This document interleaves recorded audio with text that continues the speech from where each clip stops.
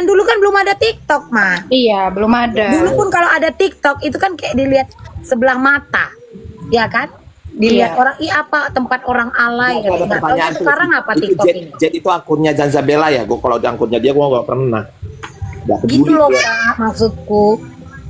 Nah sekarang gini, terus gak usah lah kita sampaikan Niki. Muncung sebelah aja tuh bilang-bilang SDM rendah lah, ternak lah. Logika nggak? Halus mak, halus ya mak, ini akun papi mak. Oh, ya, SDM rendah, terni, ya kan? Terus kau bilang lah, begonita, begol gitu. Terus kau berpikir nggak ya, mulut begitu itu benar nggak bro? Terus kau bertindak apa, Jet? Pernah nggak kau ingatkan teman kau tuh, satu geng kau tuh? Pernah nggak? Jangan sampai merendahkan orang. Pernah nggak? Minimal kalau mau ngatain orang, lihat diri sendiri lah dulu. Jadi gini loh, kadang ada orang yang standar ganda istilahnya. Kalau dia berlaku di gue, nggak apa-apa. Tapi kalau berlaku di orang nggak boleh. Nah, itu dia. Kayak mau menang sendiri kan. Jebal, itu mulut lemes Boti ya. Iya, Boti sayang, mau daftar kau. Sini. Inilah maksudku, jangan bilang lihat itu kasar-kasar. Kalau aku memang begini ngomong. Dan ini aku tadi menjelaskan. Karena mungkin dengan kata-kata halus, kalimat halus kau nggak tahu. Tapi aku ngomong pakai fakta, bukan pakai katanya. Tunggu dulu, Mas Bel, si Jebal ini Juga ke podcast habis. Boti ya katanya. Jebal, kau tengok dulu foto kau ya nak ya. Kalau masih jual diri nang, ya, masih jual diri online. Tolong ya nak ya, baik-baik ya hidupnya ya. Kalau masih sibuk mengganti oli, mak janganlah gitu mak aku. Oh, bukan. Aku yang cenat-cenat sendiri ini aku. Kalau masih sibuk cari duit di tengah jalan, ya jangan lupa cuci oli.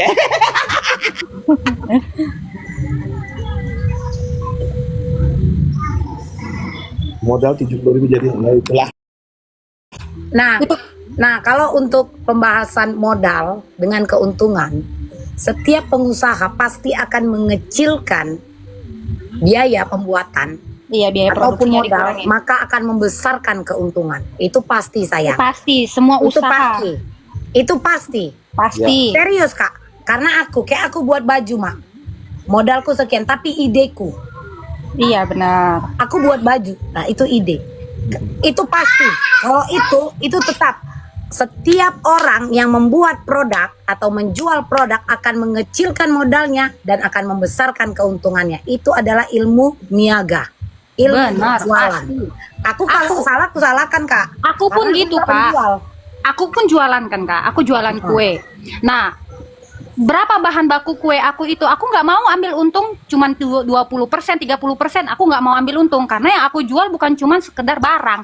Yang aku jual itu ada rasa, kenikmatan, kepuasan, kenyamanan, semua aku jual di situ. Keuntungan yang aku ambil 100% di atas itu apa jadi masalah? Tidak, selama makanan yang aku jual, kue yang aku jual itu berkualitas. memenuhi dengan standar, memenuhi dengan kenyamanan sama poin-poin yang aku bilang tadi. Tidak bikin orang keracunan makanan, tidak bikin orang merasakan kerugian atas produknya aku. Nah, itu titiknya. Kenapa? Makanya itu jadi masalah. Itu produk jadi masalah karena apa? Udah oke lah, bolehlah mereka ambil keuntungan besar, tapi jangan sampai merugikan orang lain. Itu yang jadi Siapa yang titiknya. kena PL? Hah? Mama. Enggak? Aku masih di sini. Pelan-pelan. Nggak ada suaramu. Pelan-pelan ya mak. Tadi ini ada notif soalnya ya. Kalau aku bilang sih masalah 70.000 ke 1,5 juta itu logik juga. Harus ada yang kalian pahamin kembali. Kalau kau pasti yang namanya pedagang itu akan mengeluarkan modal sedikit-dikitnya untuk sebesar-besarnya. Iya. Benar. Nah, barang kau tolong harus yang memang berkualitas. Sesuai dia dengan harganya. Audiens lu itu benar-benar. Jangan kau mengklaim bahwasannya dengan niacinamide 10% akan mencerahkan wajah Anda yang kusam. Oke. Ya. Jadi ketika dicek ternyata 1,2%.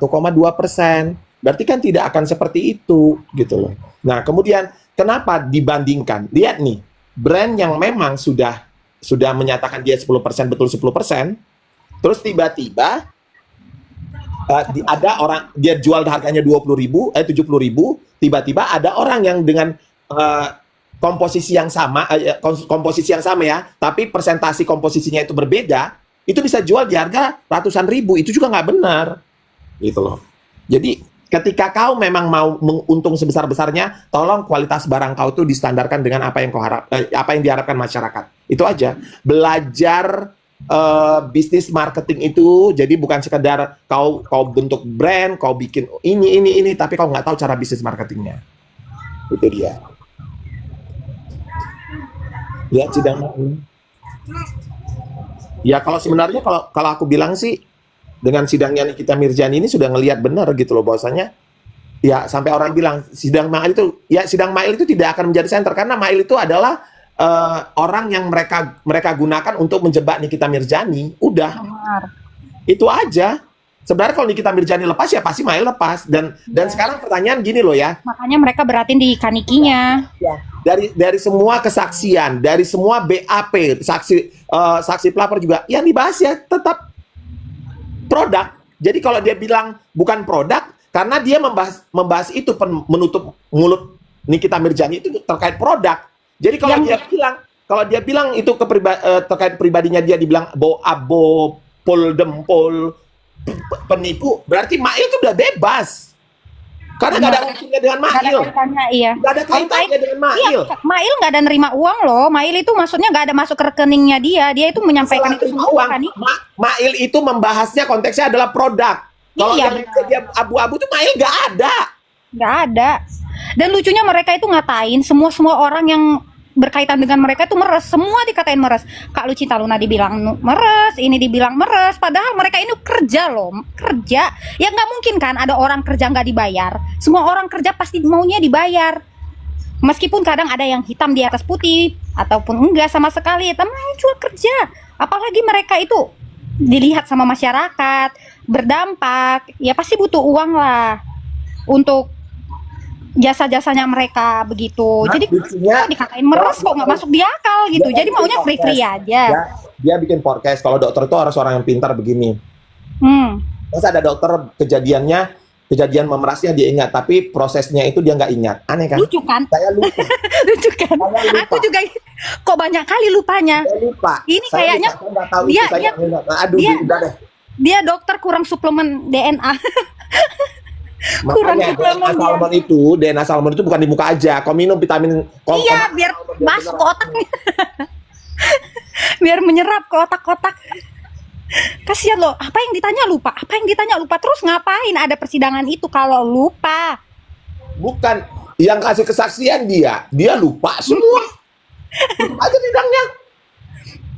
Seharusnya itu pengacara Kaniki pertama kali yang ditanya itu bukan masalah persoalan, bukan masalah kasus, tapi kamu ingat nggak nama kamu siapa?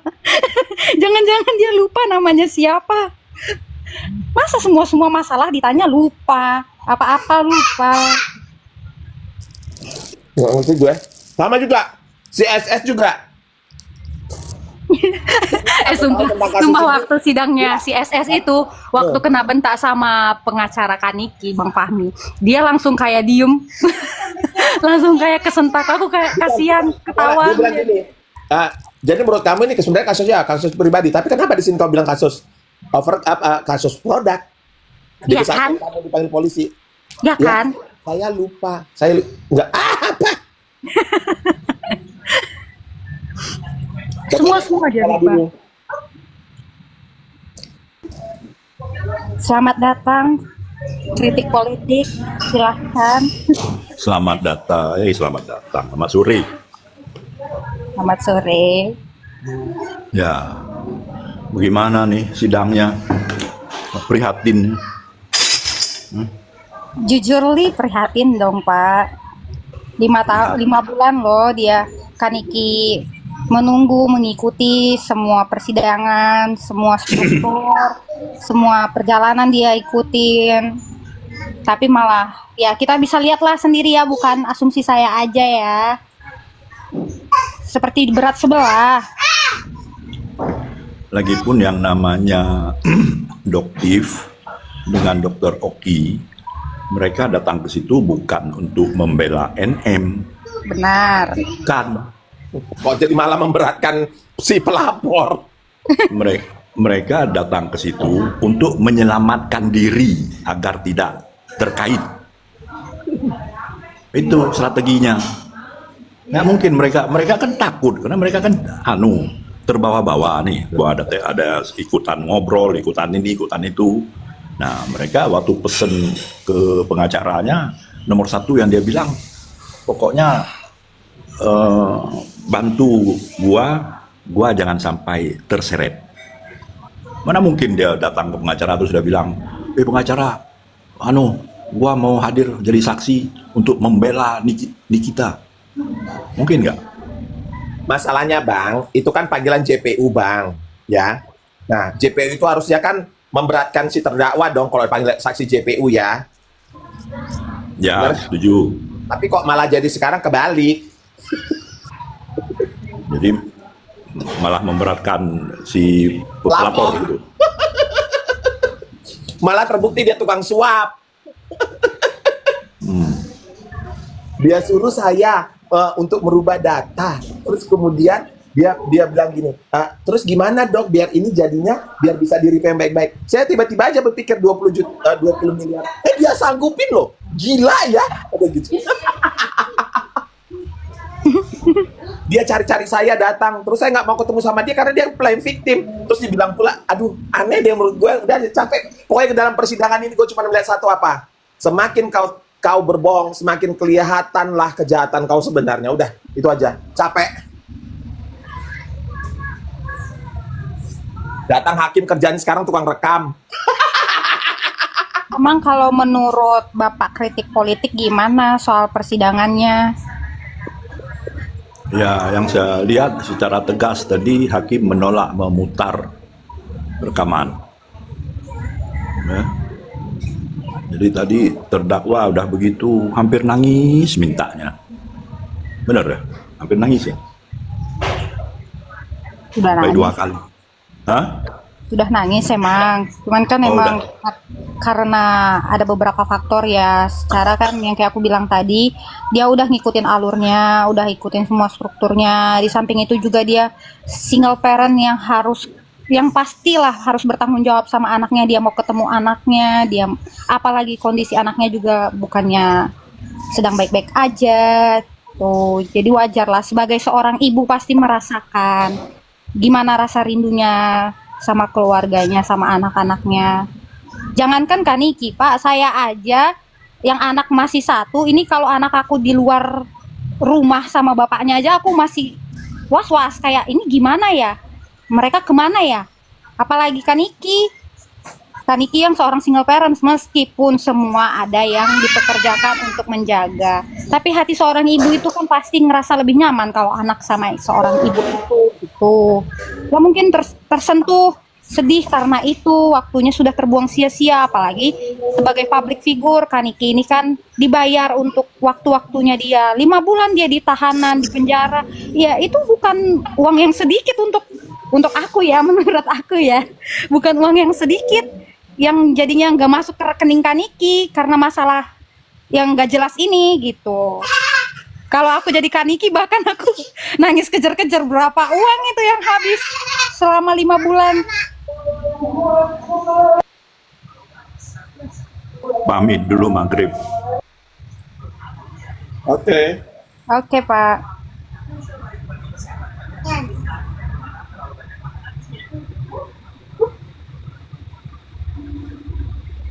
Satu orang versus gerombolan sirkus, mentalnya sih kelas. Ya rata-rata ya Kak, rata-rata Kak Nia yang ngebela Kaniki atau yang pro sama Kaniki lah, itu punya mental itu nggak menye-menye, bener. Rata-rata itu berani semua bersuara berdasarkan fakta ya, bukan yang kayak kita katanya. Kita benar-benar berani loh berdiri di kaki kita sendiri untuk menyuarakan suara kita. Ya kalau Kaniki salah ya kita juga bilang salah. Kalau Kanikinya benar ya kita bilang benar. Cuman ya karena kita netizen ya kita ngelihat aja, komen-komen aja. Tapi jangan dikatain buzzer ya. Sakit banget dikatain buzzer ya, kalau dibayar ini udah dibilang buzzer nggak bayar lagi. Udah dikatain buzzer nggak dibayar lagi. Nah, hidup ini Nah, benar Kak, tiga saudara. Iya, belum kontraknya. Dia yang kita nggak tahu dengan manajemen mana yang ke cancel karena kasus nggak jelas ini. Iya benar, itu uang semua loh. Kita kan nggak tahu Kaniki ini BA-nya di mana, kerjanya apa. Bahkan nih, kayak aku tahu nih Kaniki kan punya Miami. Nah, gimana manajemen soal keuangan Miami ini? Sebagai owner kan kita pasti perlu rekap itu semua. Masa dia harus ngemantau itu semua di balik jeruji? Dia perlu juga loh melihat usahanya itu gimana, karena usaha itu akan menjadi keberlangsungan untuk masa depan anak-anaknya dia yang masih kecil-kecil.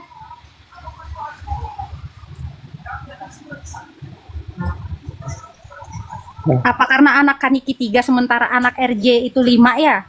Makanya orang lebih kasihan sama anaknya yang 5 itu. Enggak lah, lebih kasihan sama karyawannya 600 orang. Oh. Ya makanya jadi dokter yang amanah lah, biar nggak terjadi seperti itu. Baik buruknya usaha, kalau burungnya itu lebih dominan, ya cepat atau lambat itu bakalan berputar. Usaha orang yang baik-baik aja kerjanya bisa berputar loh. Makanya bagus-bagus lah usaha. Lagian pula intinya bener lah, intinya kenapa kalau itu produk nggak bermasalah, kenapa harus cari Kaniki? Ya udah diemin aja, biar aja waktu yang menjawab, selesai kan? Ngapain harus gembor-gembor cari ke sana ke sini? Aduh dok, ini gimana dok? Ya saya mau hidup tenang, damai, apa segala macem. Ya udah kalau mau damai, damaikan aja diri sendiri, tenangkan aja diri sendiri. Ngapain harus nyari-nyari orang? Biarkan aja dia di situ. Kalau emang dia nggak punya masalah apa-apa, sekarang justru karena sekarang dia ngeladenin, sekarang dia bermasalah, dia buat laporan, makin luas kan orang memandang skincare-nya dia. Dirinya sendiri yang menjatuhkan dirinya. Aduh. 600 karyawan itu semua manusia atau bukan sistem sayang? Sistem buzzer.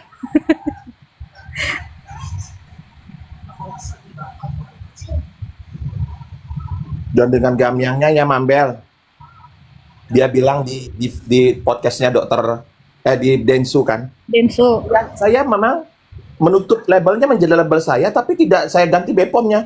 Toh, Tapi yang bagian lucunya tahu apa yang di Densu kemarin? Waktu mau closingan ditanya, jadi kamu mau gimana? Dokter RG ini bilangnya gini, saya mau kembali ke tempat saya semula. Aku mikir loh, ini maksudnya kembali ke Rahmatullah atau gimana? Udah nonton belum? yang lucu itu, ya saya nggak ganti BPOM-nya, cuman saya ganti itunya, saya labelnya saya ganti menjadi label. Hah? Pau itu nggak boleh loh bener.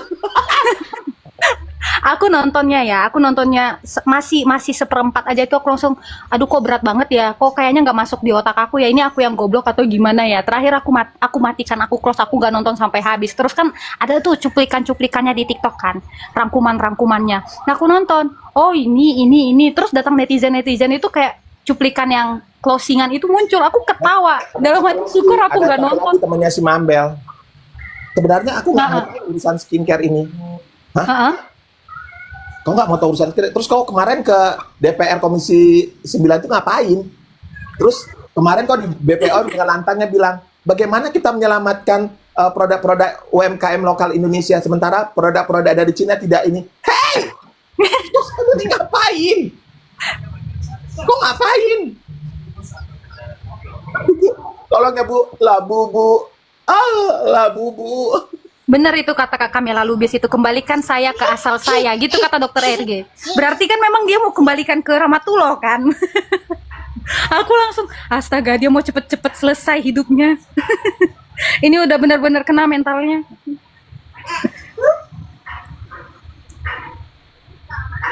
Iya benar, aku juga nonton ininya doang, komenannya doang. Nggak kuat aku nonton podcastnya sampai habis, benar. Nggak masuk di akalku, nggak masuk di otak aku, ini orang kok muter-muter ya, Bahkan ya suamiku aja yang kayak bodo amat sama berita-berita kayak gini, suamiku langsung bilang, jangan-jangan itu surat-surat yang dia tunjukin Bepom itu ada produk-produk dia beberapa yang berbepom, ada beberapa yang tidak berbepom. Jadi yang dia tunjukkan yang ada Bepomnya, seolah-olah itu produk dia yang tidak berbepom itu adalah Bepomnya, kata suamiku gitu kan. Terus kataku, iya juga ya, bisa juga gitu ya. Soalnya kan di Densu nggak ngelihat itu produk gimana jelinya, kataku. Bisa aja dia buat kayak gitu, seolah-olah biar agar masyarakat itu tergiring opini bahwasannya dia ini benar. Aku mikir gitu, iya juga ya, masuk juga ya gitu. Pamit dulu mau menghadap Tuhan. Sialan. Menghadap Tuhan dong. Mananya lelaki tadi, abang-abang tadi, jadek tadi ya, udah keluar dia kurasa. Nggak berani dia Gue melawan. mau fakta ya kayak gitu. Kita kan bukan katanya, faktanya. Kan bisa aku jawab. Sebab akibat kan pasti ada kan. Emang Niki perempuan apa? Nggak ada angin, nggak ada hujan, terus dia maki orang, nggak mungkin. Iya bener Kak. Nggak usah Kak Niki deh. Kita iya sayang. Kita lihat binatang aja deh ya. Binatang kalau kita dorong, kita buat dia ngerasa nggak nyaman, dia nyakar loh, dia gigit loh. Apalagi kita manusia yang ada akal pikiran sehat jasmani sama rohaninya, pasti nggak bakalan terima digituin. Apalagi ada memang masalah-masalah tertentu yang kita itu nggak bisa disenggol. Masalah anak itu sensitif banget loh. Aku yang masih lengkap aja orang tua aku, tapi kalau misalnya orang ngata-ngatain misalnya mama aku, itu aku langsung marah loh. Masih lengkap nih orang tua aku langsung marah loh, langsung pasang badan loh. Apalagi nanti orang ada ngata-ngatain anak aku. Meskipun aku masih berjuang sama suami aku untuk anak aku, itu aku nggak terima banget loh. Apalagi kan Niki yang sejatinya dia itu berjuang sendiri untuk anak-anaknya, nggak ada sedikit pun biaya dari mantan suaminya dulu.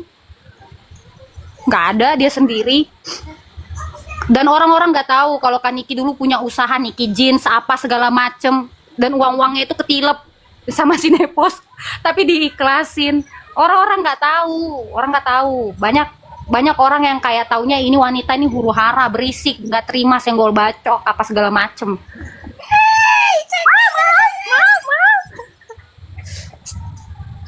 Jangan Mas Boy. Balik lagi, mau dukung siapapun gak masalah, yang penting dilihat track recordnya, baik buruknya orang-orang itu, pasti ada sebab akibat di balik itu. Tapi aku paling salut sama Kak Niki masalah Loli kemarin loh, luar biasa loh itu. Udah gimana sakitnya pun dia sebagai ibu. Sampai banyak loh komenan-komenan yang hopeless banget, kayak bilang udah tinggalin aja apa segala macam, tapi dia tetep ngerangkul anaknya. Luar biasa emang. Dan sekarang Karena kan nggak akan ada Kak namanya bekas anak. Mana ada bekas anak? Bekas mertua ada, bekas laki ada, bekas anak nggak pernah ada. benar. Orang tua marah sama anaknya, kita marah sama anak kita, berarti tandanya sayang. Gitu. Yang Kan lucunya aku bilang, Niki itu kan perempuan ceplos-ceplos. Marah dia bilang marah, tapi ternyata apa? Mana ada dikeluarkan dari kakak kan? iya. Hanya emosi dia aja. Ya memang dia tipikal yang tidak bisa menahan emosinya. Itulah yang dimanfaatkan orang untuk mengatakan bahwa apa? Dia jahat. Saya holani do na idokon halakon. Langsung keluar bahasanya. Iya, apa-apa dia jahat. Terus kalau dia jahat, kau udah baik kali rupanya. Iya. Olo mam. Olo ma. Sini sayang. Saya lalap. Sini sayang.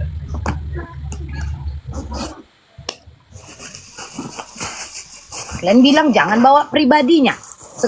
Coba lihat selama ini yang selalu dibuat cerita.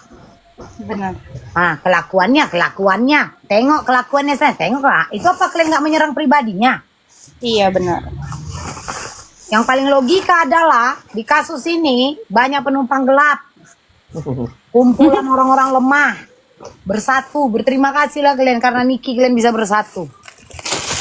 Karena Niki kalian bisa saling kenal, saling bahu membahu.